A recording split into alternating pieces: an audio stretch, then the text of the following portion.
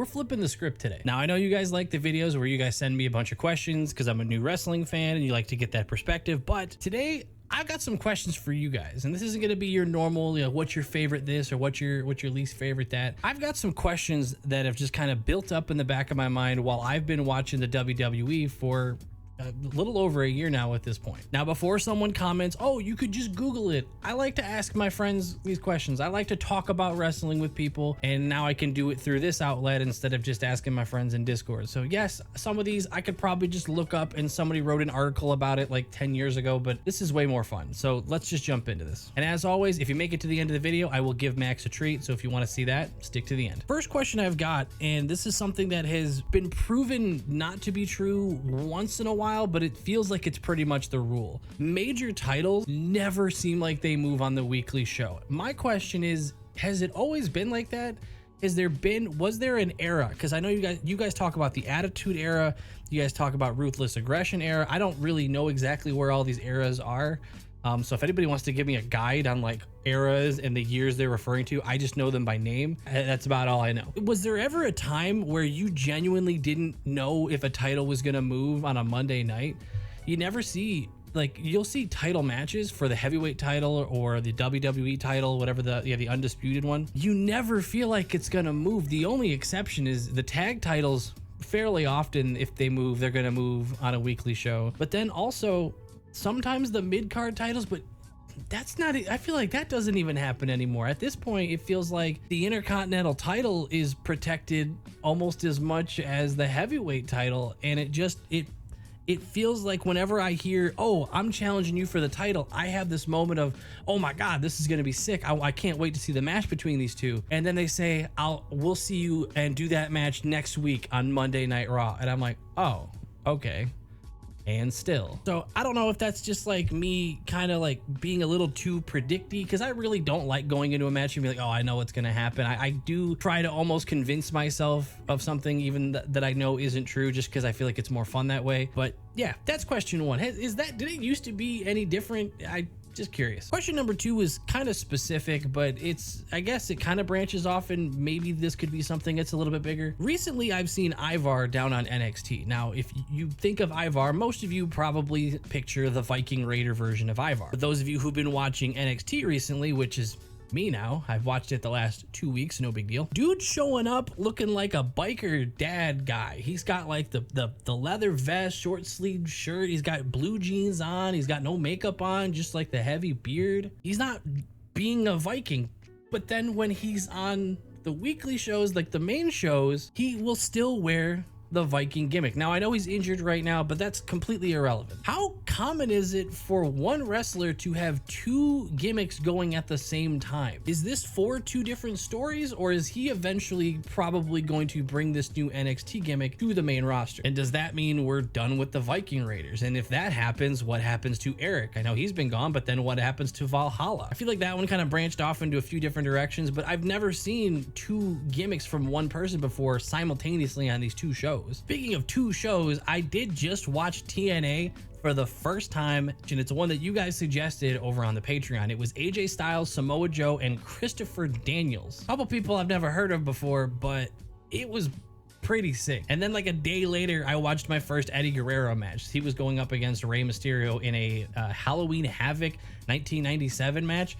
That was sick. So we have been absolutely pumping out these watch-alongs over on the Patreon for matches that you guys have been suggesting. So if you want to be a part of that, go check out the Patreon. In the coming week, I'm going to be watching like 3 more Undertaker matches at WrestleMania that you guys have been throwing my way. But anyway, question number 3 is kind of like a behind-the-scenes thing. What determines when the announce desk is going to collapse? I don't know how else to word that. It feels like there are times that the body is getting thrown into it. They're doing pedigrees, they're doing power bombs on it, and it doesn't break. But it always seems to break on the exact moment they need it to. And I don't feel like it's the same as a regular table that gets put out. Those ones feel like, they're probably like a little bit pre-cut or something like that, so that way they can go right through the middle.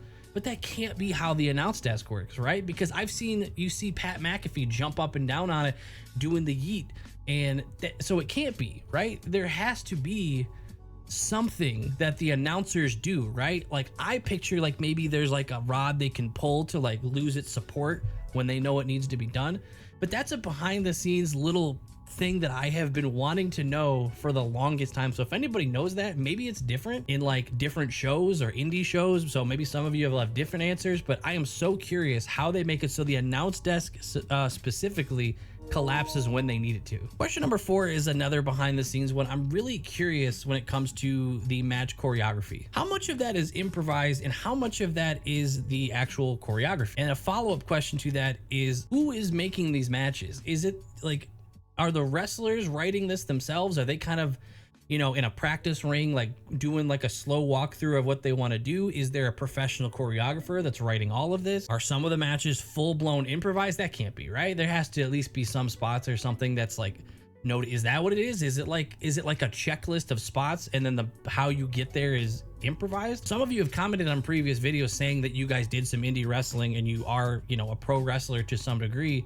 So this would be your chance to tell, you know, how you do it, because I'm sure there's not just one answer, right? This is the stuff that fascinates me. I would do anything to be a fly on the wall in backstage at WWE for like a week. Like, I know I've talked about the first match I've ever seen, which if you haven't seen my video where I talk about my first year becoming a WWE fan, you should check that out. But I mentioned in it that the first match I've ever seen was between Austin Theory and John Cena. And John Cena was constantly calling his spots and you could hear it over the TV. That was my first full match I'd ever watched. So I almost thought that's just how it always went. So that has me wondering more and more, like, how much of that is them calling it on the spot? And is that really what sets apart a pro wrestler and like maybe somebody at more like an indie level? Or is that some top tier level of communication and coordination on the fly that you have to be able to do to be at that level?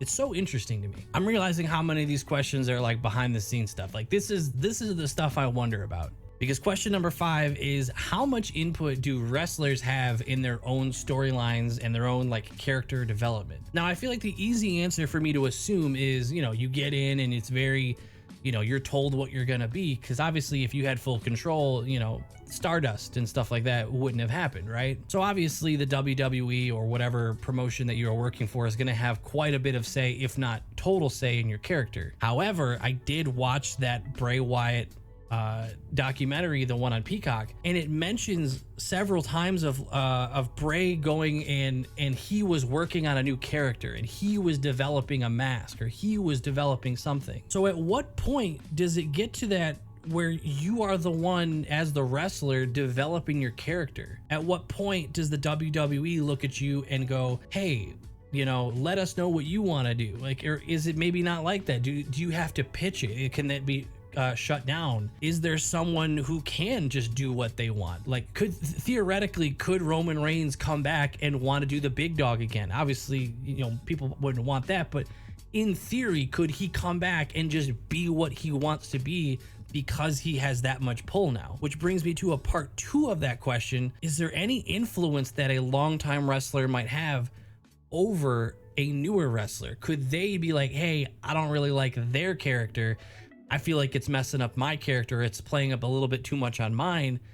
You know, is that like the backstage politics a little bit? And, you know, that's probably something nobody watching this is going to be able to answer, but that's just like the part 2 of that question that wanders in my head. But who knows? I mean, you guys have told me that there's been some crazy stories from like the 90s and earlier back in the WWE and WWF days. So maybe there are some stories that came out that kind of allude to what I'm talking about. Anyone who feels like answering those questions, I'm down to discuss. I'll answer any of the comments that are kind of, you know, talking about this, and maybe some of you will have different answers. But let me know if you like this kind of a video. I do enjoy doing the ones where you guys ask me questions, but I have questions too. I'm new, and there's a lot of you guys that whenever I ask a question mid-video, you guys end up going down and answering it. So I figure if there's so many of you that, you know, might have a little bit of information, I might as well just keep asking all these questions I'm wondering, and you guys might piece it together. Anyways, I appreciate you guys watching this. Thanks for sticking this far. And as promised, I will give Max his treat right now. While I'm doing that, thank you so much to the patrons that are going up on the screen right now. I hope to see you over on the Patreon. Thanks.